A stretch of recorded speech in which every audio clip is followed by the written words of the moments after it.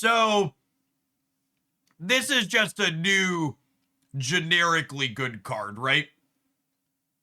It's a 2/2 that gives you value every single turn. It's like a very Surge-esque effect where I can kind of go into a bunch of places.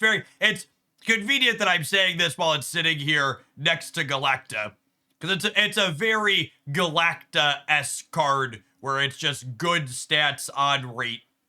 This one does have the downside of that it has a pretty specific / strict timing window, right? Like, in order to get the most value out of Mr. Fantastic first steps, you need to play him on 2, and you need to hit cards that you're going to play out over the course of the game, which that second one's probably not too hard of a requirement, but the first one where it needs to be early to be relevant is definitely something that's not nothing.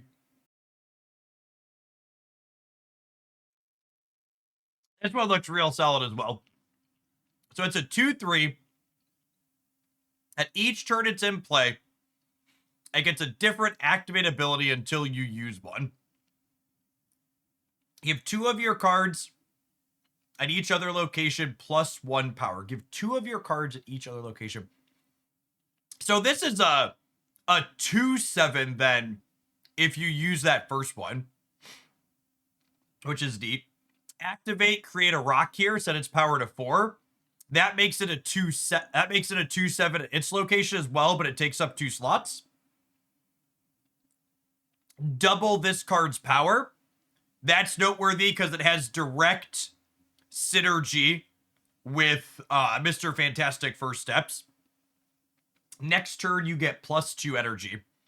So this rolls while it's on the board. So you have to commit the resources to it before you know what you're getting with it. But it's also Nico adjacent in that it counts down the effects that it's going to have, right? So you play this out, and then you have a 1 in 4 to get one of the effects. And then once one gets used up, you know you're 1 in 3 for the next one, and then 1 in 2, and then guaranteed, right?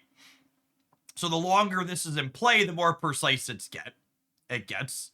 And someone says on turn 7 it's random. Yeah, that would make sense. So if you play it on curve, you're gonna go through all of them, and then you get one of them at random on the last time. No, you can't use him multiple times. So once you activate him, he's done.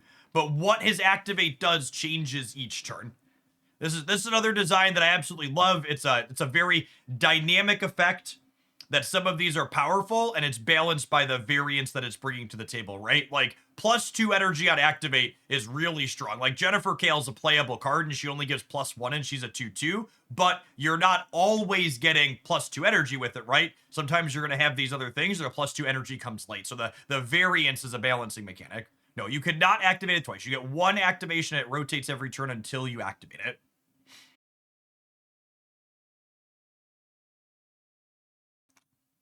3/2. End of turn +1 power.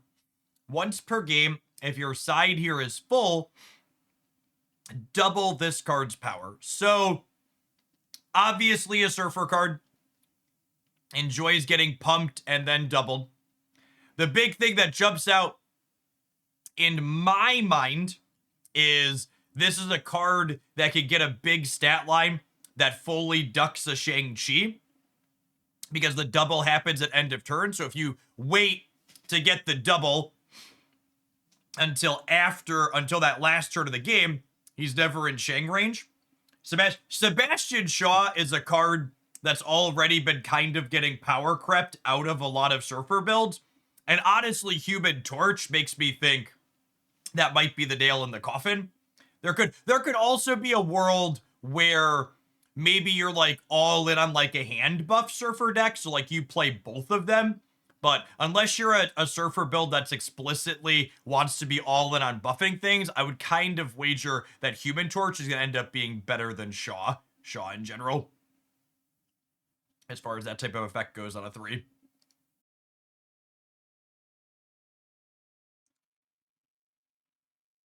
5/6.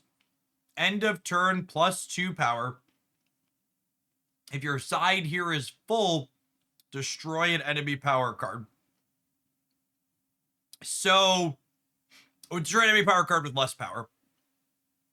So this is a 5/10 if you play it on turn 5. It's a 5/12 if you play it on turn 4. It dodges Shang-Chi if you play it on 5, which is nice. Yeah, it's kind of cannonball adjacent in a way. The needing to fill your location isn't free, but it's also not a huge lift either. It's going to be interesting to see what the deck building looks like in order to making sure that happens.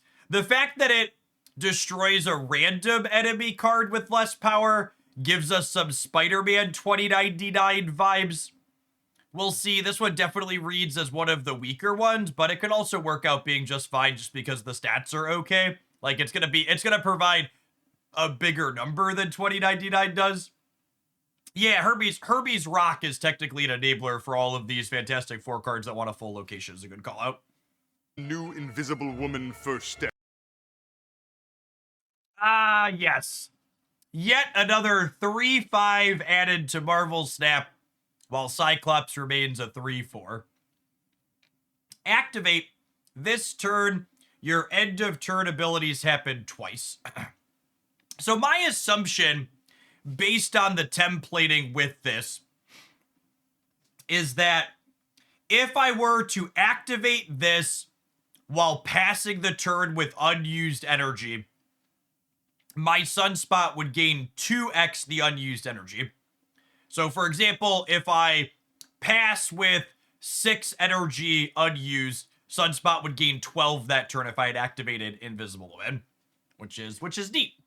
Maybe this is a card that puts High Evolutionary back on the map, in addition to having obvious synergy with the other Fantastic Four First Steps cards. I think this design is really neat. And while obviously I'm gently ribbing Second Dinner about making her a 3/5 while what's-his-name remains low.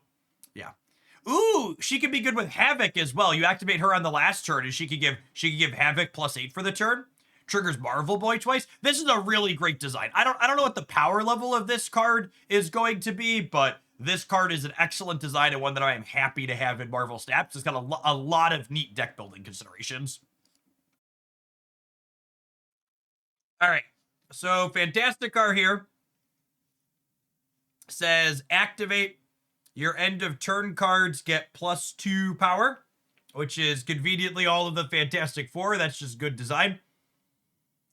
This is a 4/7, right? Do they have the stats here real quick or no? And make sure to keep. No, they did not. Okay, so Fantastic Car is data mined to be a 4/7, I believe. Mole Man here is an interesting one. On reveal, banish the top card of your deck, add 2 rocks to your hand, set their power equal to the banished card's cost.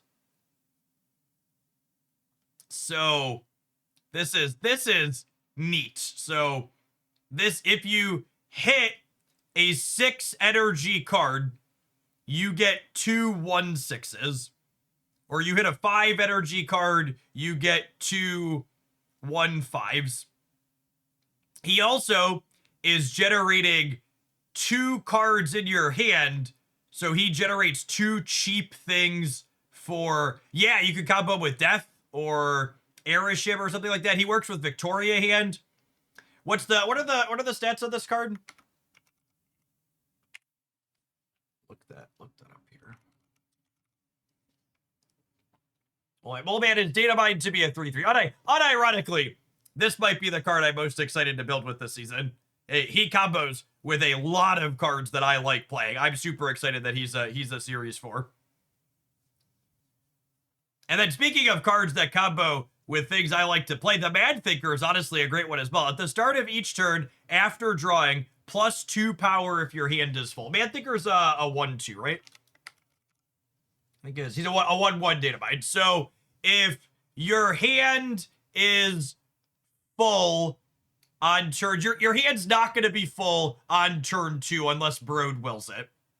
But let's say you play Mad Thinker on 1, and then you like have Merlin down. In theory, he could trigger on like 3, 4, 5, 6 and get up to 9. Realistically, he's probably like a 5 or 7, which is still like a pretty reasonable one energy play. There's a lot of good deck building considerations for him. 1/5 Thinker seems very feasible and reasonable as a 1 energy card, and sometimes you're going to go to the moon and hit a 7 or a 9, which I think is exactly where you want to be. I absolutely love both of these designs, and these are new Series 4 cards coming.